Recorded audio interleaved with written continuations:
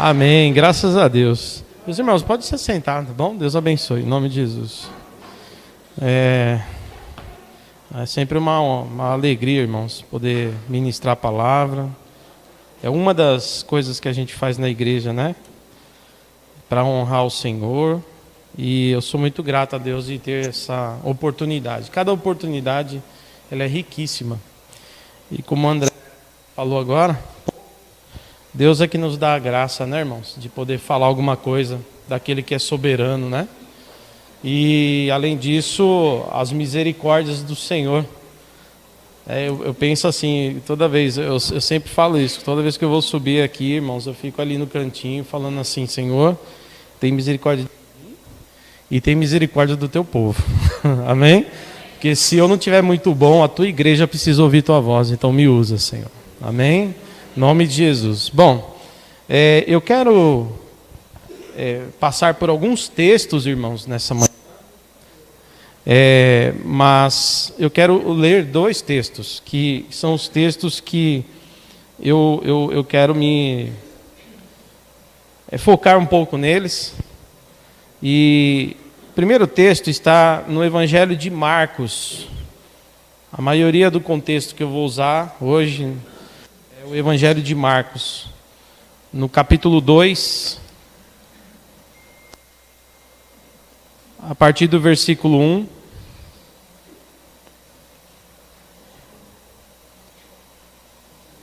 Já tem ali na telinha. Acho que tem gente acompanhando. Está online o culto também? Tá, né? Então, os irmãos em casa, ou onde estiverem, Deus também os abençoe nessa manhã com a palavra de Deus. Diz assim o texto: Dias depois, quando Jesus retornou a Cafarnaum, a notícia que ele tinha voltado se espalhou rapidamente.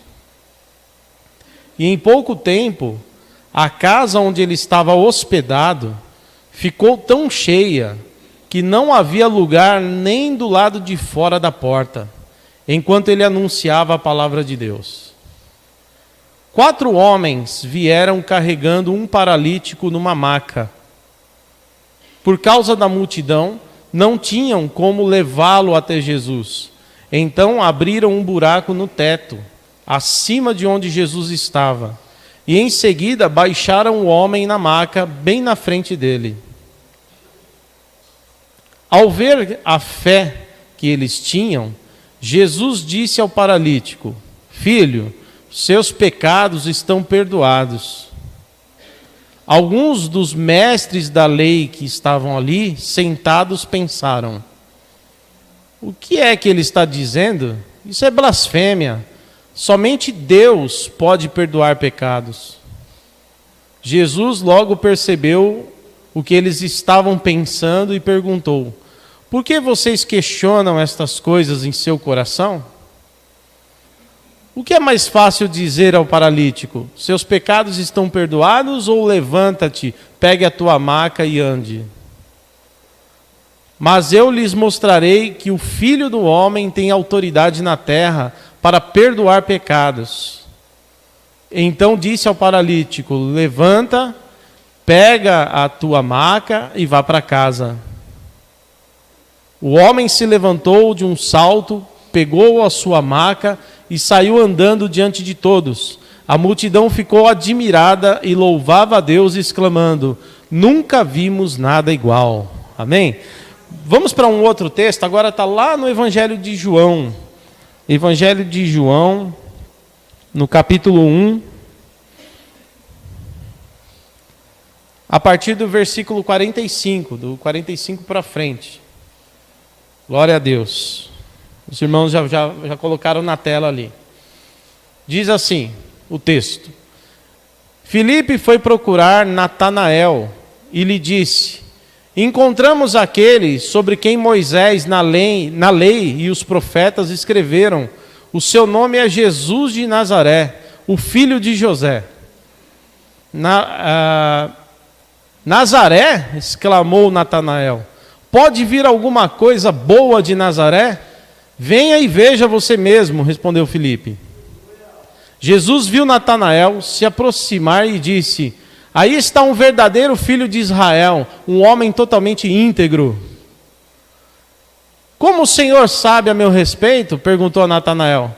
Jesus respondeu: vi você sob a figueira, antes que Filipe o chamasse. Aleluia.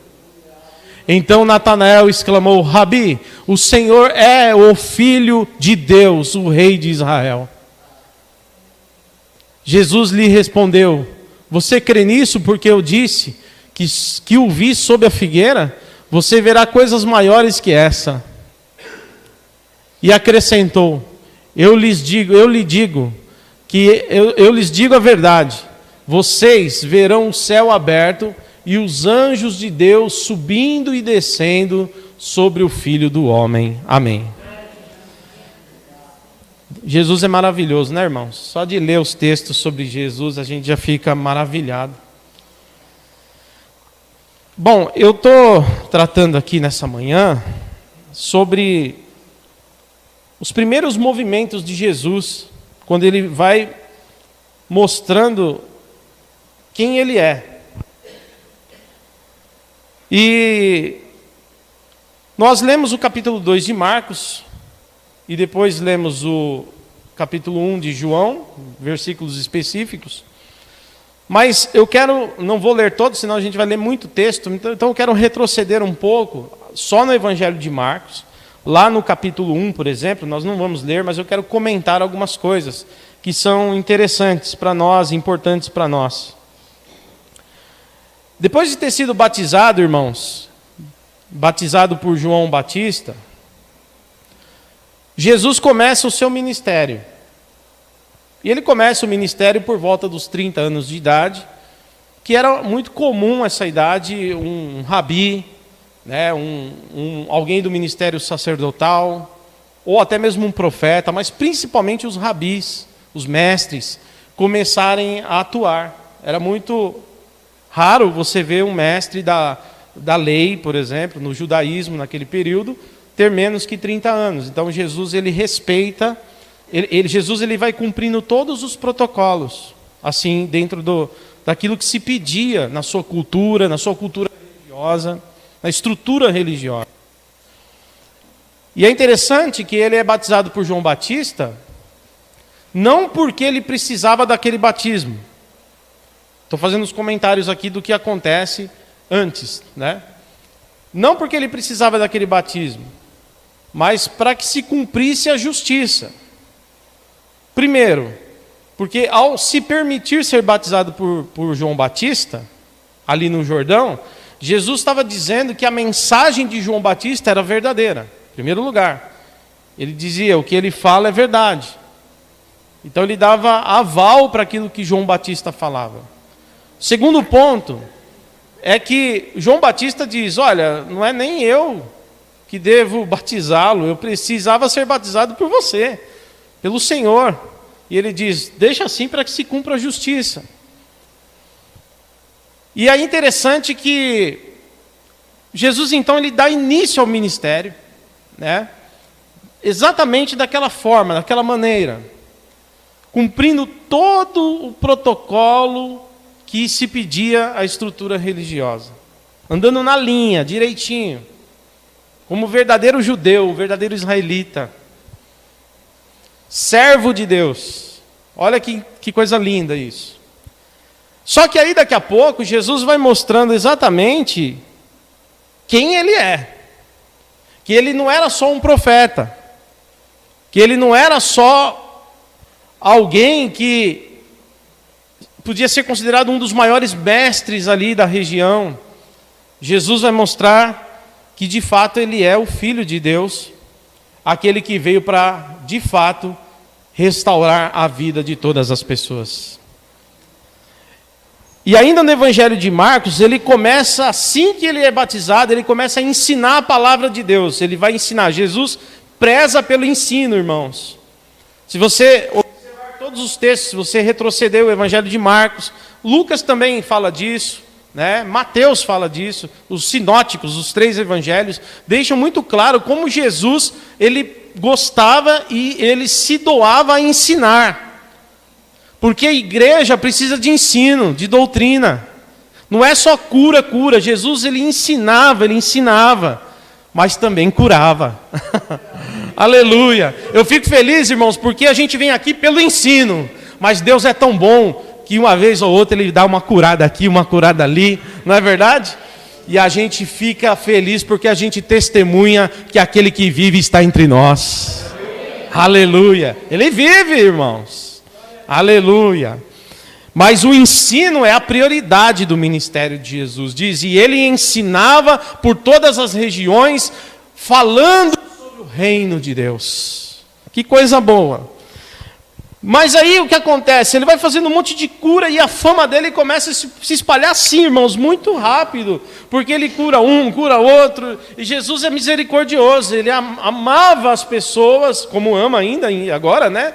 Sempre nos amará. Mas ali como encarnado, o Cristo encarnado, ele mostrava esse amor pelas pessoas. E é interessante que lá no capítulo 1, versículo 21 a seguir, ele entrou numa sinagoga. Aí foi o primeiro momento que Jesus, alguém fica antenado assim, falando, tem alguma coisa diferente nesse homem aí. Não é só que ele cura, mas tem alguma coisa nele que é mais do que isso aí. Porque ele estava ensinando na sinagoga, e não era comum isso. Dentro da sinagoga, entrou um endemoniado. O endemoniado entrou lá, desesperado, gritando. E o endemoniado chegou diante de Jesus e disse, por que você veio nos perturbar? Olha essa palavra. O que é que nós temos contigo, Jesus Nazareno? Por que você veio nos perturbar? Ou seja, por que você veio nos atrapalhar? O que temos contigo? Eu sei, e ele diz, ele confessa, eu sei que tu és o Santo de Deus. Na frente de todos os religiosos, eles nunca viram um demônio falar aquilo de alguém. E Jesus então não dá chance para ele. Jesus fala, cala-te e sai dele. E na hora o demônio, o espírito maligno sai daquele homem, e aquelas pessoas que estavam ali ficaram atônitas, porque eles falaram, o que é que aconteceu aqui? Se você ler o texto, eles falam, o que é que foi isso? Literalmente é isso. Eles exclamam, o que é que foi isso? O que é que a gente acabou de ver aqui?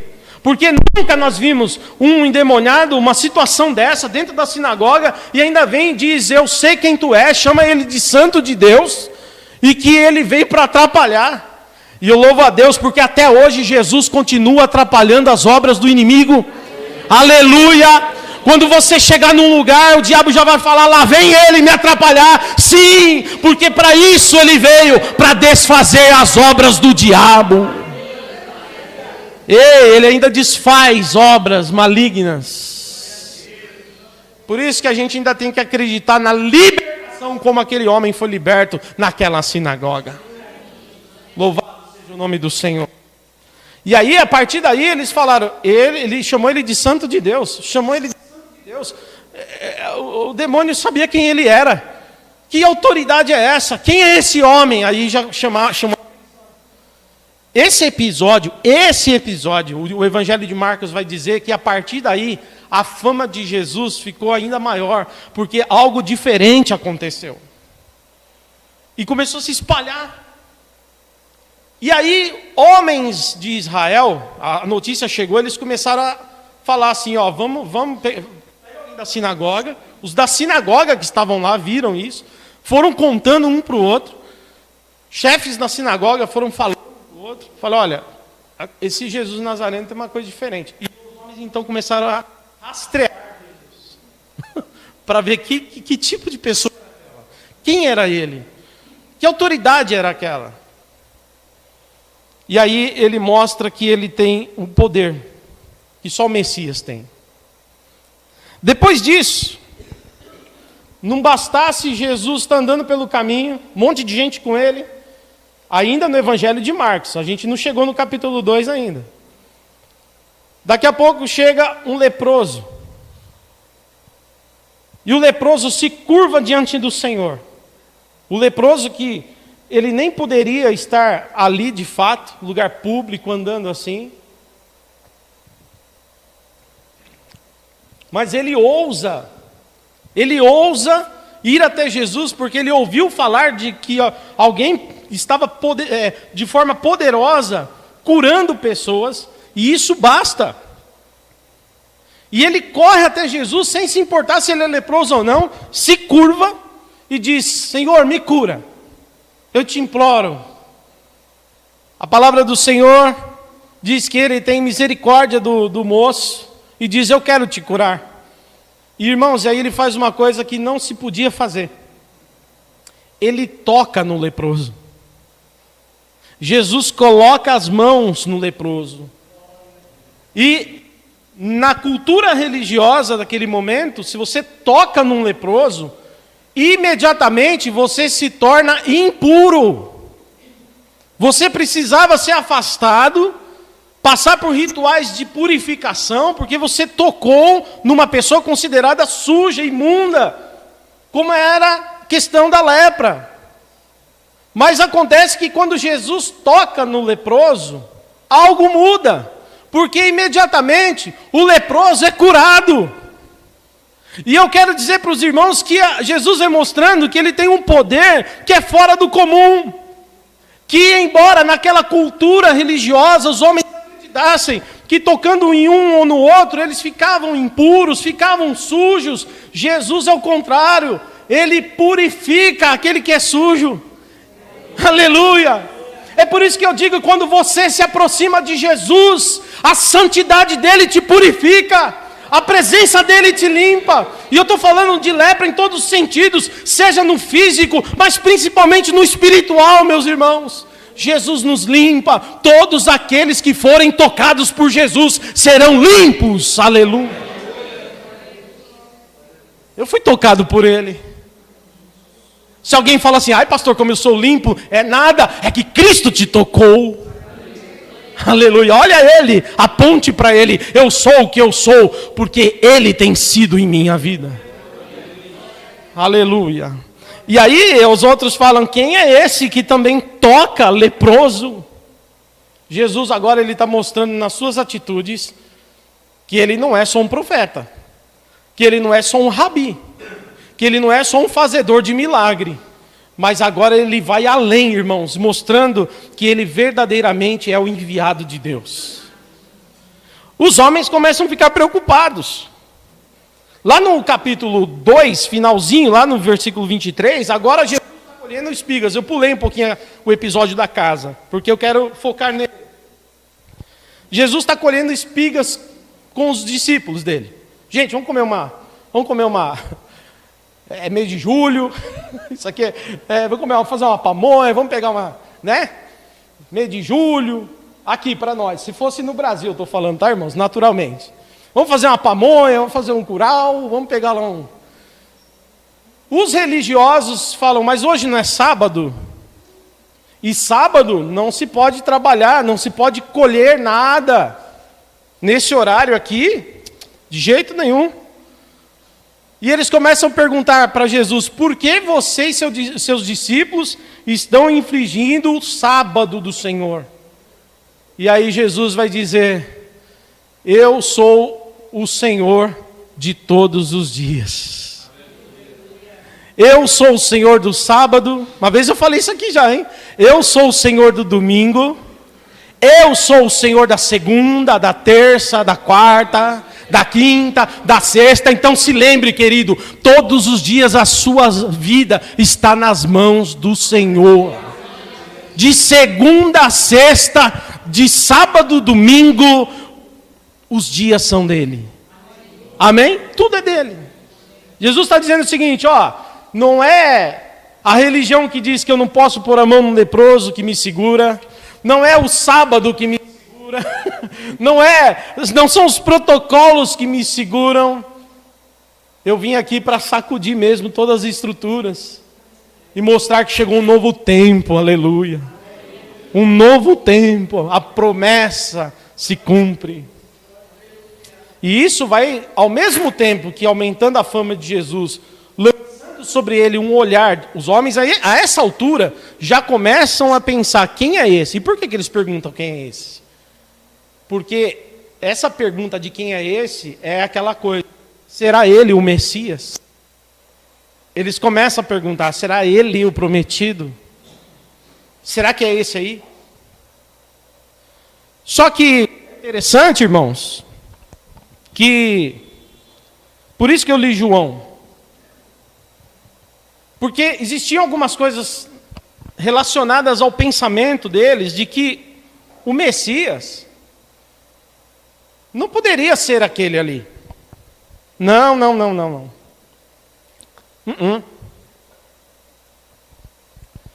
A estrutura religiosa pensava no Messias que viesse de alguma tradição. Lógico que Jesus nasceu em Belém. Os irmãos lembram disso? Jesus nasceu em Belém. Ele vem, aliás, de uma linhagem que vem lá da casa de Davi. Certo? Ele vem dessa linhagem, mas isso foi ocultado dos homens. Isso foi ocultado dos homens.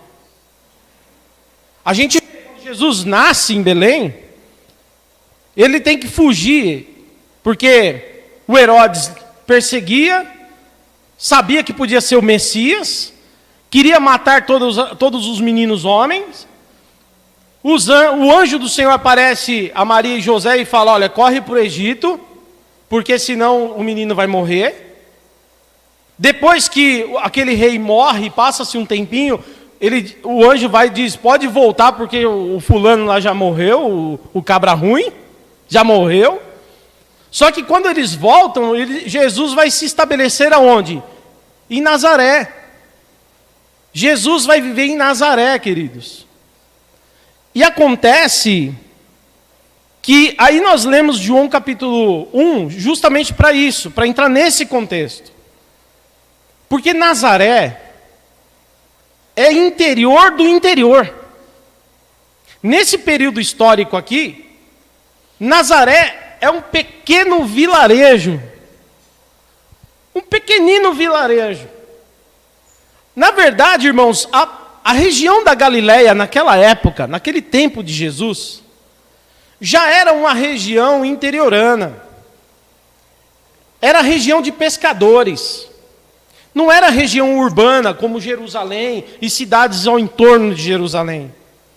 Toda a região da Galileia, as cidades ou as pequeninas cidades que ficavam em torno ali daquela região, era considerado regiões do interior. Traduzindo para você, irmão, nessa manhã, bem assim, de forma bem clara, se fosse aqui no Brasil, deixa eu explicar para vocês, deixa eu tentar fazer vocês entenderem agora o que eu estou falando melhor. Ó, se fosse no Brasil que Jesus tivesse vindo, ele seria de uma região bem interiorana, lá do Nordeste. Está entendendo? Ele seria de uma região de poucos moradores, um lugar que talvez não tinha água encanada, que não tinha faculdade, que não tinha nada disso. E uma palestra, o pastor Luiz Saião, ele disse que se Jesus tivesse uma revista em quadrinhos hoje, é lógico que é uma brincadeira do pastor, mas se tivesse, Jesus seria o Chico Bento. Sério, é sério. Quando os professores da faculdade vão mais longe ainda. Eles vão dizer que Jesus era parecido lá, se fosse aqui na nossa cultura brasileira, tipo um Mazzaropi, irmãos. Você já pensou um camarada andando assim, ó, um cara do mato mesmo, matutão, vindo falar com você? Quem daquela época ia dar crédito, querido? Quem ia querer ouvir aquele homem? Quem ia dizer, esse é o nosso Salvador? Esse é o Senhor da glória? Quando Paulo diz que Jesus se despojou de si mesmo, ele não está falando só que Jesus se despojou da sua glória divina. Ele está falando que quando ele veio na terra, ele veio com o mais simples de todos os homens. Você não está entendendo? Ele podia ter aberto, sabe, eu vou abrir mão da minha glória, deixar o meu trono de glória, vou encarnar, né, como ele fez, mas ele poderia ter vindo, irmãos, como um doutor da lei. Sabia que ele seria bem ouvido? Se ele fosse um doutor da lei, um fariseu, do sinédrio, talvez eles ouvissem Jesus. Mas quando diz que ele se despojou de tudo, até das honras humanas. Jesus não tinha espaço nas cadeiras. Mas o que acontece é que ele tinha uma sabedoria que vinha do alto, aleluia. Aos 12 anos, irmãos, aos 12 anos, visitando o templo, a gente vê isso. No Evangelho, o pai e a mãe dele vão embora para casa com a família, e a Maria pensa que Jesus está com os parentes, com os primos, mas Jesus não está com ninguém, e eles ficam desesperados, cadê o menino, cadê o menino? E quando eles voltam para Jerusalém, depois de alguns dias, eles encontram Jesus no templo, falando com os mestres da lei, com rabinos da lei, e eles se admiravam do seu conhecimento aos 12 anos. Mas Jesus, você precisa entender que o Jesus, eu estou tentando trazer isso aqui, aquela época, se você vê um caipira hoje, aquele era Jesus, ele não era Jesus da cidade. Por isso que a sua mensagem não era aceita, em parte, porque os homens eram arrogantes demais, egoístas demais, para aceitar a simplicidade. Por isso que eu falo para os irmãos, quando começarmos a pensar em vaidades, quando começarmos a pensar em arrogâncias, venhamos, irmãos, em nome de Jesus, lembrar de quem é o nosso Salvador, o homem mais humilde que já andou nessa terra. Essa é a verdade, irmãos, sobre Jesus. Essa era a cidade de Nazaré. O interior do interior do interior. De lá não tinha saído nenhum nome de sucesso, nenhum grande mestre. Não tinha nada, era um lugar esquecido, era um lugar lá onde Judas ia perder as botas. Né? Longe, fim do mundo. Aí o Filipe falou assim, porque o Filipe viu. Filipe viu Jesus curando, Jesus ensinando, Jesus falando. E aí o que acontece é que ele falou, olha, o que ele fala não é normal. Nenhum rabi que a gente conhece fala como ele. Nenhum mestre da lei que a gente já ouviu fala como ele. Ele é diferente. E não é só isso. Ele cura. E faz coisas que, olha, só o Messias pode fazer. Eu tenho certeza que aquele que Moisés, ali na Torá, na lei, Moisés fala, aquele que os profetas falavam, aleluia, aquele que viria, o Messias viria, eu tenho certeza que é ele. Filipe fala isso para Natanael. E Natanael, não é que Natanael ele é um homem letrado, não é isso. É que Natanael conhecia a religião. E Natanael era de Caná, irmãos. De Caná, da onde Jesus fez o milagre lá do... Natanael fala assim, o quê? De Nazaré? Está entendendo? De Nazaré você está falando? Você só pode estar brincando. Olha o que ele fala. Pode vir alguma coisa boa de Nazaré? O que ele estava dizendo é o seguinte. Você já viu que saiu de Nazaré? Nenhum filósofo, nenhum grande nome, nenhum artista, nada. Nazaré não tem nada, é um lugar esquecido. Como é que você pode dizer que o Messias está vindo de Nazaré? Aí Felipe disse, olha, então você faz o seguinte, como eu, vem e vê. Sabe, irmãos, que gostoso a gente poder falar, vem ver Jesus. Oh, você já ouviu falar de Jesus? Onde? Como? Vem ver. Oh, como é gostoso numa reunião de crentes, a gente poder aqui pela fé, estar vendo Jesus no meio de nós. Vem ver, vem ver, vem ver, vem ver. Vem ver. O que eu tenho que ver? Olha quem ele era. Aí você começa a contar o testemunho. Eu era um perdido, lascado, pecador, miserável. Aí a pessoa olha, sério? Sério, olha o que Jesus fez comigo. Vem ver. Vem ver. O João Batista estava na cadeia, perguntou assim, manda um recado para Jesus e pergunta se ele é mesmo. Porque até João Batista ficou em dúvida, irmão. Falei, pô, mas de Nazaré. Pergunta se ele é aquele lá ou tem outro. Sabe o que responderam? Foram até lá perguntar, ó, João Batista perguntou se o senhor é o senhor mesmo. O senhor é Messias mesmo ou vai ter outro ainda? Aí ele diz o seguinte, nem precisa dizer se eu sou ou não sou. Diga para ele o que vocês têm visto e ouvido. Os paralíticos levantam, cegos vêm, os mudos falam, os endemoniados são libertos das suas possessões. E eles voltam dizendo o que eles ouviram, o que eles viram, aleluia. Quem te viu e quem te vê agora, irmão, quem te viu e quem te vê, quem vê você agora, vê a mão de Jesus sobre a sua vida. Vem e vê, vem e vê. Aleluia, vem e vê. É isso que a gente tem que dar bom testemunho, porque assim as pessoas veem através do que Jesus faz nas nossas vidas. E nós somos testemunhas vivas e testemunhos de vida daquilo que Jesus fez em nossa vida. E aí é interessante porque o Natanael fala assim, não, cara, não é possível. Eu vou ir ver então. E foi com ele. Não é possível, de Nazaré, não. Vocês estão errados, vocês vão ver que vocês estão errados. E quando chega lá, Jesus já nem deixa Natanael dar bom dia. Jesus se antecipa. Oh, coisa boa, Jesus se antecipa. E ele diz assim, Natanael, já sabe o nome. Aleluia, Jesus sabe o nome.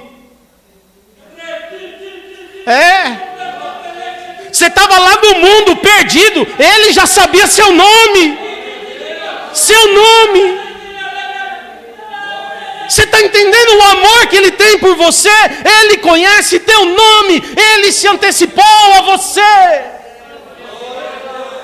Ele se antecipou a você. E ele não só conhecia o nome, ele conhecia a história. E quem era Natanael? Ele disse assim, ô Natanael, não há dolo em você, em todo Israel. Jesus conhecia a integridade de Natanael, um homem íntegro, honesto, um homem que não tinha dolo, íntegro. Jesus sabia quem ele era, a personalidade que ele tinha. E ele fala, quem é o Senhor que me conhece? E Jesus disse, Natanael, antes que Felipe te chamasse, eu estava já te vendo sentado embaixo de uma figueira. Existem algumas histórias, na verdade ninguém sabe porque Jesus falou isso de fato, a gente sabe que isso foi o suficiente, é uma coisa tão profunda, só Natanael sabia que isso foi suficiente para dizer, verdadeiramente ele sabe todas as coisas. Sabe por quê? Porque ele, ao invés de dizer profeta, tu és um sacerdote, ou sei lá, ele diz, na verdade, tu és o Filho de Deus. Antes de Pedro confessar, Natanael disse, tu és o Filho de Deus. Existem umas histórias aí, umas especulações históricas de que Natanael, quando era criança, contemporâneo de Jesus, os homens foram perseguir lá para matar os meninos, e a mãe dele, com medo de ele morrer, escondeu o menino embaixo de uma figueira. Essa é uma das histórias aí, ninguém achou o menino, e essa é uma das histórias que só ele, a mãe dele e a família sabia, é uma das histórias, mas essa o Evangelho não diz. Mas existe uma outra versão, de que na verdade quando Filipe foi buscar Natanael estava sentado, literalmente embaixo de uma figueira. E sabe o que ele fazia embaixo de uma figueira? Provavelmente, isso aí também é especulação, mas ele sentava pensando, puxa, um dia eu vou seguir um rabi, e eu vou sentar bem embaixo de uma figueira para ouvir um rabi. Porque era costume, irmãos, no meio do caminho, o discípulo, não tinha assim uma salinha de aula igual a gente tem aqui. O ensinamento era na vida, era andando pelo caminho, sentando nas casas, andando pelo caminho, os discípulos iam aprendendo com o mestre ia ensinando, tá vendo aquilo ali, é assim, e os discípulos seguiam o mestre, era assim que fazia. Ou então, em alguma casa que ele ia, o pessoal sentava para ouvir. Acontece que quando tinha muito calor, muito sol, normalmente os rabis gostavam, irmãos, de juntar os seus alunos embaixo de uma figueira e ficar falando das coisas com ele. Uma outra hipótese é essa, que Filipe, quando chegou lá, pegou Natanael sentado bem embaixo daquela figueira, pensando, um dia talvez eu siga um rabi aqui e venha sentar para aprender coisas com ele. É como se Jesus dissesse, aquilo que você pensou embaixo da figueira aconteceu hoje. Te farei meu discípulo. Aleluia. São especulações, né? Porque na verdade a Bíblia não deixa claro. Mas tem essas histórias que envolvem. Uma coisa é certa. Jesus vai dizer para ele, então, Natanael, é o seguinte, só porque eu te falei, olha isso. Porque Jesus tinha dito assim, ó. Aliás, Jesus já tinha curado gente, tem gente que não crê. Me vê curando, não crê. Me vê expulsando demônio, não crê. Me vê curando leproso, não crê. Só porque eu te falei que eu te vi embaixo da figueira, você creu? Olha a fé. Só porque eu te falei. Irmão, ninguém levantar hoje aqui, nem um paralítico levantar não. Mas só de ouvir uma palavra como essa, nossa fé é aumentada nele. Só porque eu te falei isso, só porque eu te disse isso, você creu. Aí ele diz o seguinte, agora, olha que coisa boa, irmãos, ele vai fazer agora, de propósito que Jesus faz as coisas, ele sabe tudo, querido. As palavras dele são perfeitas, ele sabe tudo. Jesus já chama ele de íntegro, de homem sem dolo, porque Jesus ia usar uma comparação de Jacó. Jacó, lá em Gênesis 28, Jacó, ele era conhecido, o próprio nome, né? Aquele que passou para trás, né? O enganador, o cara que não dá para confiar muito. Jacó tinha essa fama, o Jacózinho. Não tem nenhum Jacó na igreja não, né, irmãos?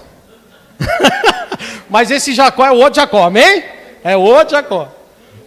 Mas aí o Jacó lá, o nome tinha mais ou menos aquele que põe o outro para trás, que é um cara que não dá para confiar muito, o enganador, uma coisa assim parecida.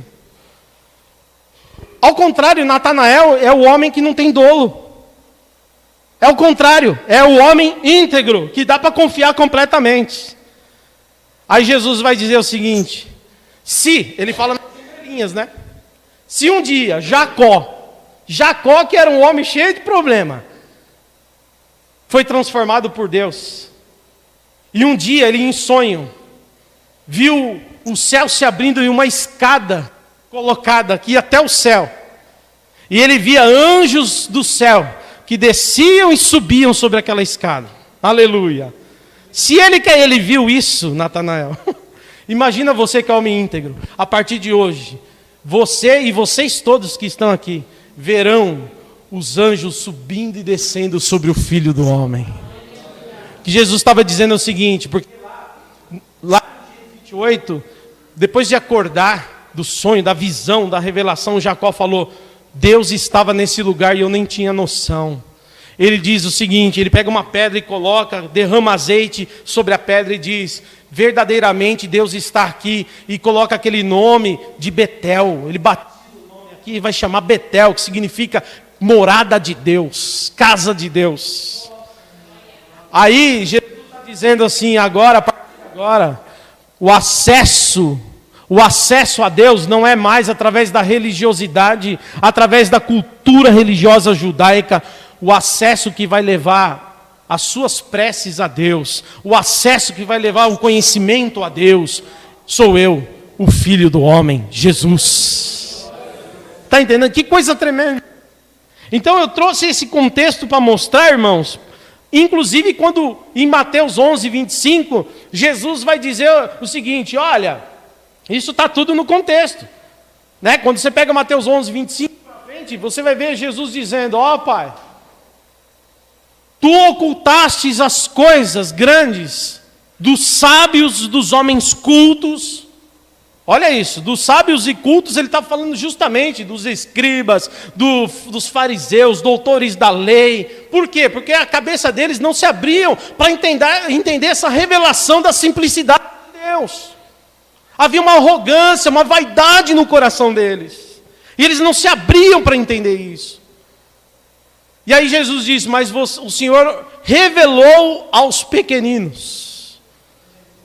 A todo aquele que se coloca em posição de pequenino, mesmo que seja um sábio, mas que se abre mão da sua sabedoria e se inclina para ser pequeno diante da grandiosidade de Deus.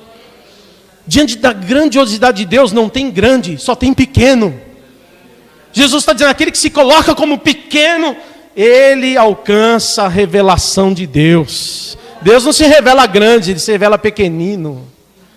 Está entendendo? E os que não tinham muito estudo na época estavam abertos para isso, irmãos. Porque eles não estavam com aquela bagagem do judaísmo, aquela coisa toda. E isso que Jesus falou tem tudo a ver. Por quê? Porque no mesmo texto ele vai dizer o seguinte: vocês aí que estão cansados, sobrecarregados, vinde a mim e eu vos aliviarei. Por quê? Porque o meu fardo é leve e o meu jugo é suave. Quando Jesus fala isso, ele fala do fardo do farisaísmo. Os rabinos que acham que conhecem tudo de Deus e na verdade estão longe de Deus. E ele diz, vocês estão cansados disso tudo? Vinde a mim. Porque o Senhor tem revelado as coisas aos pequeninos e ocultado desses sábios.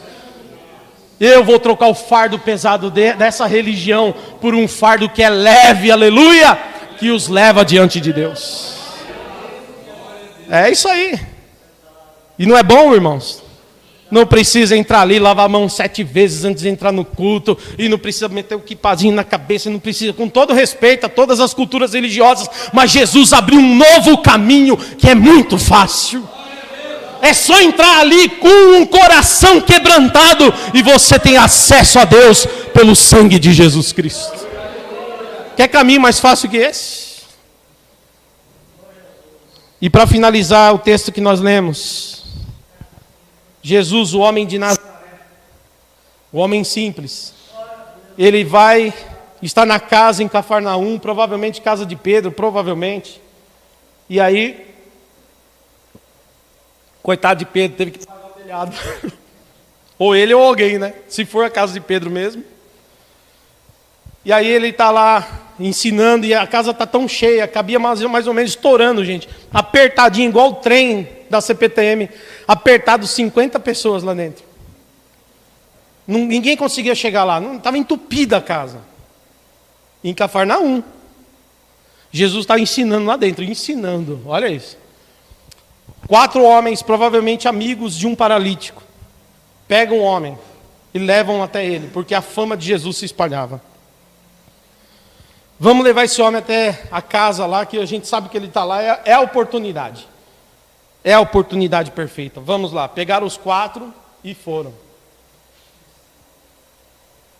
Havia normalmente uma escadaria, era comum ter uma escada que dava acesso ao telhado, do lado da casa. Provavelmente eles conseguiram subir ali, os 4 com aquele homem.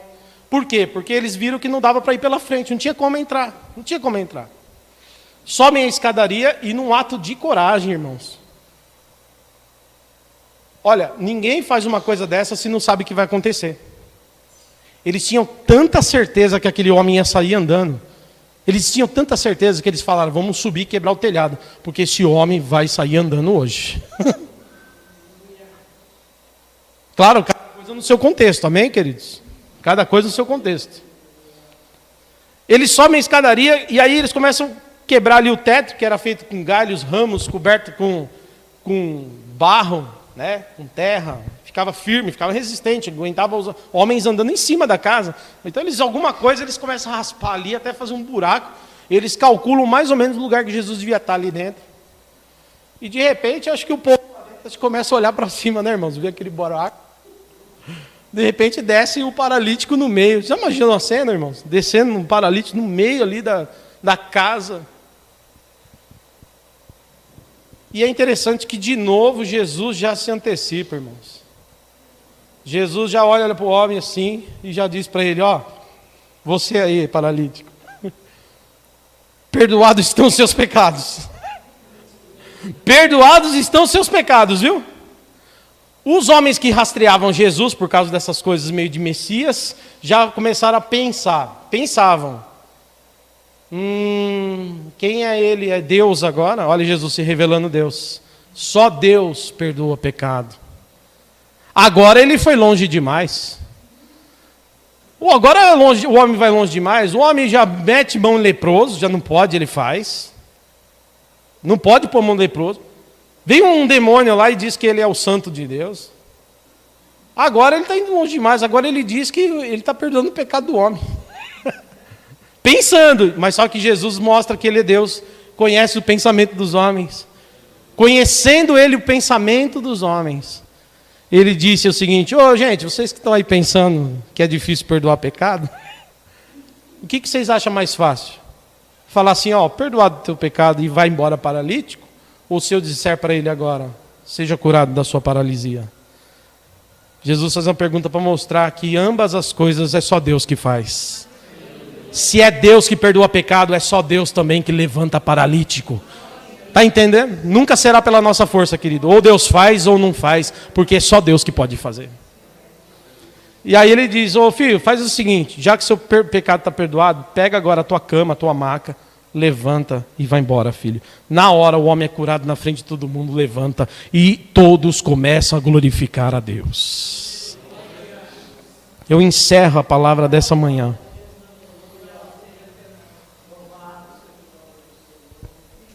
Focando agora, primeiro no Messias, que toca o leproso, toca, porque ele não está preso à religiosidade, que é o Senhor de todos os dias, quebra o sábado, que ele é o Senhor do sábado, que os demônios estremecem diante dele, e ele liberta as pessoas possessas. O Senhor que diz: perdoado estão todos os seus pecados. E o Senhor que tem o poder de curar, de fazer o que Ele quer. Resumindo, Ele faz o que Ele quiser. Resumindo aí, o que Ele quiser, tá entendendo? E não é nem Ele você que põe limite. Se a gente disser faz, se Ele quiser, Ele não faz. E se a gente também disser não faz, se Ele quiser, Ele faz. Porque Ele é Senhor. Agora, aqueles 4 amigos é um lembrete para nós. Quem somos nós nessa história? Vamos aplicar isso aqui. Eu olho para esses homens e falo, cara, que coração tinham aqueles homens que falaram: a gente precisa levar ele até Jesus. Irmãos, o nosso motivo de servirmos é levar todas as pessoas até Jesus. Não tem jeito, irmãos. Tá ruim nisso, é Jesus. Tá ruim naquilo, meu amigo, é Jesus. E aquilo, é Jesus também, Jesus, não tem jeito. E que eu e você possamos então, nessa história toda que foca em Cristo, olhar para os 4 homens, por isso que eu deixei o texto por último, para dizer o seguinte: tem muita gente que não está conseguindo chegar até Jesus, mas que talvez 1, 2, 3, 4 juntos, consiga, irmãos, levar as pessoas dizendo: olha, tem alguém que pode mudar a sua história. É só isso, irmãos. Tem alguém que pode mudar a tua história. E se essa pessoa crer, irmãos, eu duvido que ela não terá a história mudada. Porque Jesus Cristo é o mesmo ontem, hoje. Ele mesmo disse, e é o mesmo para sempre. Amém? E o que ele fizer, ele fez e está bem feito, irmão. Tem gente que nunca vai ser curado, mas vai ser salvo. É verdade. Tem gente que vai ficar paralisada ali a vida inteira, mas vai ser salvo. Tem gente que vai ser curado e vai ser salvo. Tem gente que quando Jesus voltar, vai estar desempregado, mas vai ser salvo. É verdade. Você acha que não vai ter desempregado? Claro que vai. Vai ter um monte de gente, mas uma coisa é certa. Todos olhando para Jesus e sabendo que o lugar que Ele preparou para nós é muito melhor do que esse lugar aqui. Amém? Eu quero orar com você. Vamos ficar de pé, por favor, em nome de Jesus. Senhor nosso Deus e Pai, nós ouvimos a Tua palavra nessa manhã. Quero Te agradecer, Senhor, pela oportunidade de poder estar aqui, Senhor, nesse púlpito, levando essa palavra. Mas essa palavra é sua, Senhor. Ela é a sua palavra.